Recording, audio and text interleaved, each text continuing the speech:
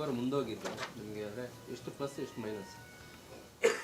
So plus ಮೈನಸ್ಗಳನ್ನು calculate ಮಾಡಿದ್ರೆ ಈ mathematics ಇದೆಯಲ್ಲ, ಅದು ಒಂದು ಮೈನಸಲ್ಲಿ ತುಂಬ ಡಿಫ್ರೆನ್ಸ್ ಮಾಡಿಬಿಡುತ್ತೆ, ಒಂದು ಪ್ಲಸ್ಸಲ್ಲಿ ತುಂಬ ಡಿಫ್ರೆನ್ಸ್ ಮಾಡಿಬಿಡುತ್ತೆ. ಹಾಗಾಗಿ ಅದನ್ನು ಏನು ಬಂದರೂ ಒಳ್ಳೇದಕ್ಕೆ ಅಂತ ಅದನ್ನು ತಗೊಳ್ಳೋಣ.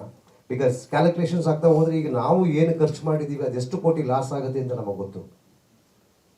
ಒಂದು ನಿನ್ನೆ ಸಿನಿಮಾ ರಿಲೀಸ್ ಆಗಿದ್ರೆ ಇವತ್ತು ನಮಗೆ ಇಷ್ಟೊತ್ತಿಗೆ 2-3 ಕೋಟಿ ಕಲೆಕ್ಷನ್ ಆಗ್ತಿತ್ತು. ಸೊ ಕೋಟಿಗಳ ಲೆಕ್ಕದಲ್ಲಿ ಲೆಕ್ಕ ಹಾಕಿದ್ರೆ yes, it's a huge difference, huge minus. But ಅದೇ ಮುಂದಿನ ವಾರನೂ ಬರುತ್ತೆ ಅನ್ನೋ ಎಕ್ಸ್ಪೆಕ್ಟೇಷನ್ ಮೇಲೆ ನಾವು ಕೆಲಸ ಮಾಡ್ತೀವಿ. ಸೊ ಈ ರಜೆಗಳಲ್ಲಿ ಬರಬೇಕಾಗಿದ್ದ 1 ಕೋಟಿಯಿಂದ 1.5 ಕೋಟಿ ಕಲೆಕ್ಷನ್ ನಮಗೆ ಮೈನಸ್ ಆಗೇ ಆಗುತ್ತೆ. ಅದಕ್ಕೆ ಕಾರಣಕರ್ತರು ಜವಾಬ್ದಾರರಾಗ್ತಾರೆ. ನಮ್ಮ ಜವಾಬ್ದಾರಿ. ಈಗ ಅನ್ಯಾಯವಾಗಿ ಅದನ್ನು ನಿಲ್ಲಿಸಿದ್ರಲ್ಲ, ಅವರೇ ನೇರವಾದ ಹೊಣೆಗಾರಿಕೆ ಅದಕ್ಕೆ. ಸೊ ನಮಗೆ ಲಾಸ್ ಆಗಿದೆ ಅನ್ನೋದು ಮಾತ್ರ ಸತ್ಯ.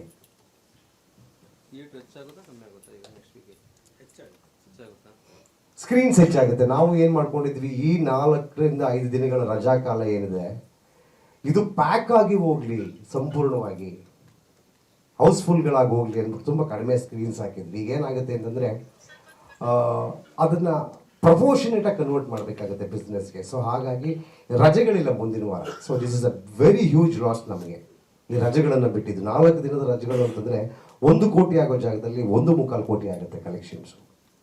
ಸೊ ಅದನ್ನು ಪ್ರಪೋರ್ಷನೇಟಾಗಿ ಕನ್ವರ್ಟ್ ಮಾಡಬೇಕು ಅನ್ನೋದಾದ್ರೆ ಏನು ಮಾಡ್ತೀವಿ, ಥಿಯೇಟರ್ಸ್ನ ಜಾಸ್ತಿ ಮಾಡ್ತೀವಿ. ಸೊ ಈ ಸಾರಿ ಮಿನಿಮಮ್ 200 ಥಿಯೇಟರ್ಗಳನ್ನು ಹಾಕಬೇಕು ಅಂತ ಪ್ಲ್ಯಾನ್ ಮಾಡಿದ್ದೀವಿ. ಸೊ ಅದನ್ನು ನಮ್ಮೆಲ್ಲರಿಗೂ ಹಿತೈಷಿಗಳು ನಮ್ಮ ಕೆ ಪಿ ಶ್ರೀಕಾಂತ್ ಅವರು, ಗೋಕುಲ್ ಫಿಲ್ಮ್ಸ್ ಅವರು, ಮೇಜರಾಗಿ ಕೆ ಪಿ ಶ್ರೀಕಾಂತ್ ಅವರು ಅದನ್ನೆಲ್ಲ ಡಿಸೈಡ್ ಮಾಡ್ತಾರೆ. Is with us and Kannada industry is with us, chamber ಇದೆ, ಕನ್ನಡಿಗರಿದ್ದಾರೆ, ಕನ್ನಡ ಚಿತ್ರಗಳನ್ನು ಪ್ರೀತಿ ಮಾಡೋಲ್ಲ ಜನರಿದ್ದಾರೆ. They will support us.